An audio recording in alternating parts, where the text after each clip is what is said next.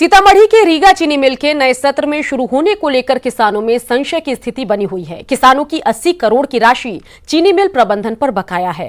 अगर ऐसे ही हालात बने रहे तो गन्ना किसानों के सामने भुखमरी की स्थिति पैदा हो जाएगी।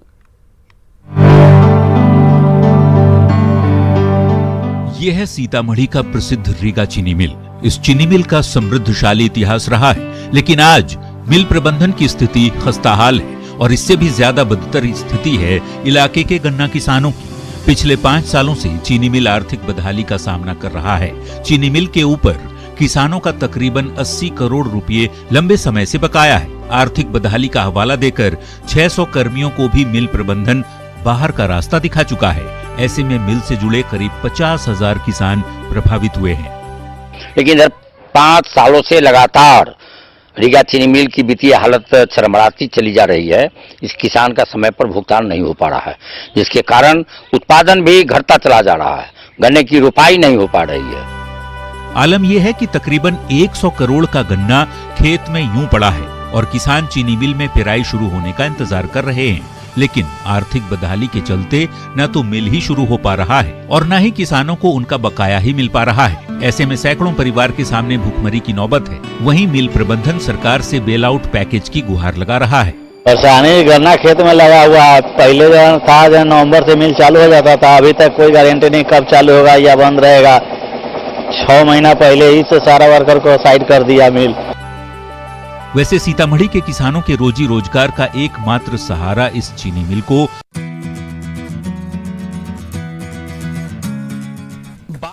एक शख्स जिन्होंने खुली आंखों से एक मुश्किल सपना देखा और उसे साकार किया तो सामाजिक और आर्थिक क्रांति आ गई, जिसमें पश्चिम से पूरब और उत्तर से दक्षिण तक जुड़ा वो शख्सियत किसी और की नहीं बल्कि वर्गीज कुरियन की है, जिनको अब भारत रत्न देने की मांग भी उठने लगी है।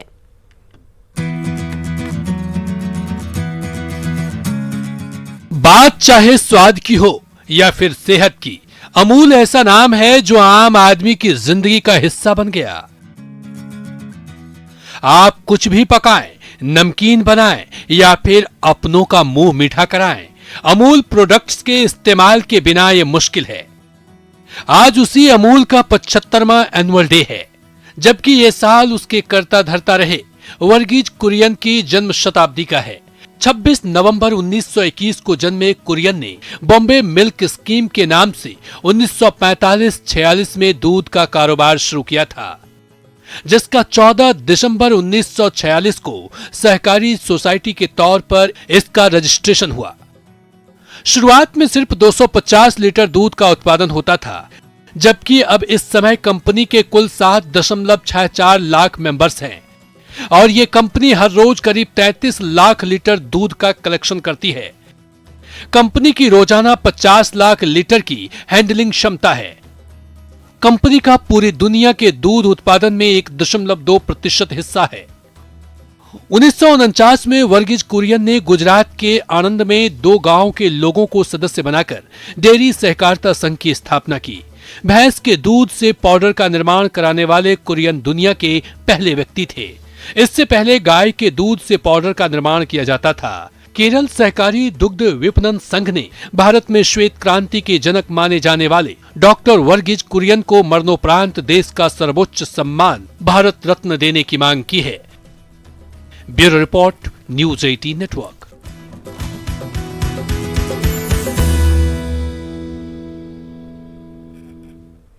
आइए अब आपको मां हथनी की ममता से रूबरू करवाते हैं। बात असम की, जहां एक हथनी और उसका बच्चा पानी से भरे गड्ढे में फंस गए और जिंदगी के लिए जद्दोजहद करने लगे। मां को अपने बच्चे की चिंता सता रही थी। फिर क्या हुआ, वहां आप खुद देख लीजिए।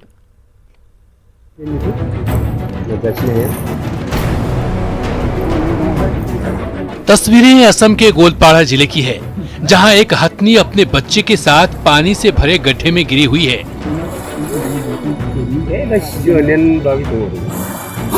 और अपने बच्चे को बचाने की जद्दोजहद में जुटी है। देखिए कैसे ये हथनी पानी से भरे गड्ढे से बार बार निकलने की कोशिशें कर रही है और अपने सूंड से किनारे को टटोल रही है। इस गड्ढे से निकलने की कोशिशों के दौरान हथनी का ध्यान लगातार अपने बच्चे पर भी है। और हथनी का ये बच्चा भी थकने के बावजूद हिम्मत नहीं हार रहा है और अपनी कोशिशें जारी रखे हुए है। दरअसल इस गड्ढे को धान की खेत सिंचाई के लिए खोदा गया था, जिसमें पानी तलाशते हुए हथनी और उसका बच्चा उतर गए और फंस गए।